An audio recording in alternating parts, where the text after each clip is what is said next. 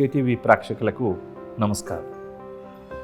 ఈనాటి కార్యక్రమంలో ఎసిడిటీ సమస్యలకి కొన్ని ప్రత్యేకమైనటువంటి యోగాసనాలు ముద్ర నేర్చుకోబోతున్నాం. ఎసిడిటీ అనేటటువంటిది చాలా ఎక్కువ మందిని బాధిస్తూ ఉంటుంది. కడుపులో మంట, గొంతులో మంట, పొట్టలో మంట, పొల్లటి తేనుపులు రావడం, అనీజీగా ఉండడం, ఆహారం సరిగా తినలేకపోవడం, తిన్న వెంటనే మళ్ళీ ఆకలి వేయడం, కడుపు ఉబ్బరంగా ఉండడం, ఈ రకంగా స్టమక్కి సంబంధించినటువంటి ప్రాబ్లమ్స్.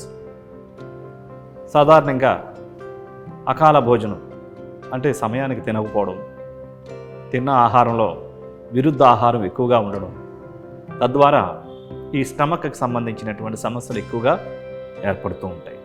ఇట్లాంటి వాళ్ళు చక్కగా వేళక భోంచేయడం, చక్కగా మంచినీళ్ళు ఎక్కువగా తీసుకోవడం, వీటితో పాటుగా కొన్ని ఆసనాలు, కొన్ని ముద్రలు కనుక చేసుకొని జీవన శైలిలో మార్పు చేసుకొని కొన్ని ప్రత్యేకమైనటువంటి అమృతాహారాలు కనుక తీసుకున్నట్లయితే ఇటువంటి సమస్యల నుంచి సులభంగా బయటపడవచ్చు. అందులో భాగంగా ఇప్పుడు మనం తెలుసుకోబోతున్నాం వక్రాసనం, పశ్చిమోత్తానాసనం మరియు అపాన ముద్ర. వాటిని ఎలా చేయాలో చేసి చూద్దాం. ముందుగా వక్రాసనం. చక్కగా ఒక మేట పైన కూర్చొని దండాసనలో పాదాలు రెండు జతలో ఉంటాయి. ఈ స్థితిలో లెఫ్ట్ లెగ్ని ఫోల్డ్ చేసి లెఫ్ట్ లెగ్ యొక్క అరికాల్ని కుడికాలు యొక్క మోకాలు పక్కన ఉంచి కుడి చేత్తో ఎడమ కాలు యొక్క మోకాలను పట్టుకొని పూర్తిగా లెఫ్ట్ సైడ్ టర్న్ అయ్యి బ్యాక్ సైడ్ చూస్తూ ఉండాలి. ఈ ఆసనం మరి పొట్టపైన పూర్తిగా ప్రభావాన్ని చూపిస్తూ ఉంటుంది. పొట్టకు సంబంధించినటువంటి నానా విధాలైనటువంటి సమస్యలను నివారించడంలో ఈ వక్రాసనం చాలా బాగా పనిచేస్తుంది. ఇప్పుడు కుడి చేతిని రిలీజ్ చేసి ఎడమ కాలుని కూడా కుడికాలు జతలో ఉంచుకొని ఇప్పుడు కుడికాలుని ఫోల్డ్ చేసి ఎడమ చేత్తో కుడికాలు యొక్క పాదాన్ని పట్టుకొని కుడివైపుకు టర్న్ అయ్యి కుడి సైడ్ బ్యాక్ సైడ్ చూస్తూ ఉన్నట్టు విధంగా ఆసన స్థితిలో స్థిరంగా ఉండాలి. ఎడమ చేతిని రిలీజ్ చేసి కుడికాల్ని కూడా ఎడమ కాలు జతలో ఉంచుకోవాలి. ఇప్పుడు పశ్చిమోత్తానాసనం. రెండు చేతులు శ్వాసను తీసుకుంటూ పూర్తిగా పైకి లేపుతూ శ్వాసను విడిచిపెడుతూ ముందుకు వంగాలి. రెండు చేతులతో పాదాల దగ్గర పట్టుకొని తలని ఎంత వీలైతే అంత ముందుకు వంచగలిగితే నుదుటి భాగాన్ని మోకాలు కానించి ఉంచి ఆసన స్థితిలో స్థిరంగా ఉండాలి. ఈ విధంగా ఉండగలిగినంతసేపు 10 సెకండ్లు కానీ 20 సెకండ్లు కానీ ఉన్న తర్వాత నిదానంగా మళ్ళీ యథాస్థానానికి రావాలి. చేతులు దించి విశ్రాంతి స్థితిలో ఉండాలి. ఇప్పుడు అపాన ముద్ర. శరీరంలో అపాన వాయువులను తొలగించేటటువంటిది. గ్యాస్లు కానీ ఈ కడుపులో మంట, ఈ విధమైనటువంటి వాటిని తొలగించడంలో ఈ ముద్ర చాలా బాగా పనిచేస్తుంది. ఈ ముద్ర సుఖాసనంలో కానీ, వజ్రాసనంలో కానీ, పద్మాసనంలో కానీ, వీలు లేకుంటే కుర్చీలో కూడా కూర్చొని చేయవచ్చు. అరిచేతులు మోకాళ్ళపైన ఆకాశం వైపు చూస్తున్న విధంగా ఉండాలి. ఈ స్థితిలో మధ్య 2 వేళ్ళు బొటన వ్రేలు యొక్క కొనకు తాకించి ఉంచాలి. చూపుడు వ్రేలు, చిటికిన వ్రేలు స్ట్రైట్గా ఉంటాయి. వెన్ను నిటారుగా ఉంటుంది. షోల్డర్స్ రిలాక్స్గా ఉంటాయి. మొహం ప్రశాంతంగా ఉంచుకోవాలి. గమనమంతా శ్వాస పైన ఉంచాలి. నిదానంగా శ్వాసను తీసుకుంటూ నిదానంగా శ్వాసను విడిచిపెడుతూ పూరక, కుంభక, రేచక, శూన్యక నియమాలు, నిష్పత్తిని పాటిస్తూ శ్వాసను తీసుకునేటప్పుడు ఆరోగ్య శక్తులను మీలోనికి ఆహ్వానిస్తున్నారని భావన చేయాలి.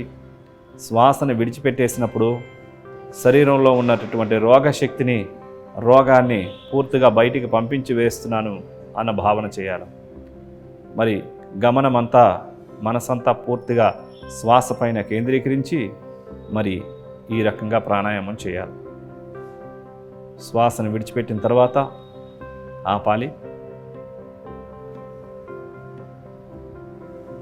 ముద్రను రిలీజ్ చేయాలి. చూసారు కదండి వక్రాసనం ఏ విధంగా చేయాలి, పశ్చిమోత్తాసనం ఏ విధంగా చేయాలి. ఈ వక్రాసనాన్ని ఒక్కొక్క కాలుతో 5 సార్లు చొప్పున చేయవచ్చు.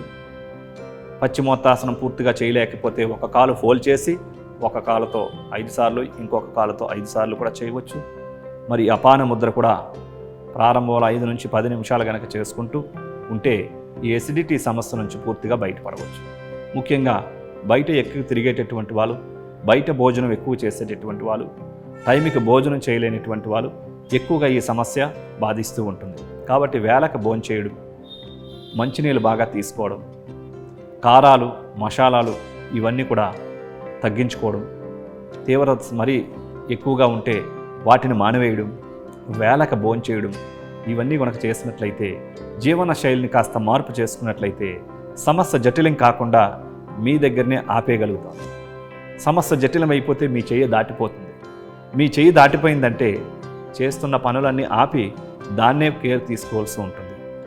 ఇట్లాంటి సమస్యలకి, కొన్ని ప్రత్యేకమైనటువంటి సమస్యలకి, అధిక బరువు సమస్యలకి కావచ్చు, పీసీఓడి సమస్యలకి, బ్యాక్ పెయిన్ సమస్యలకి, అదేవిధంగా గ్యాస్ట్రిక్ సమస్యలకి, డిప్రెషను, యాంగ్జైటీస్కి కొన్ని ప్రత్యేకమైనటువంటి యోగా థెరపీలు అనేటటువంటివి ఉన్నాయి.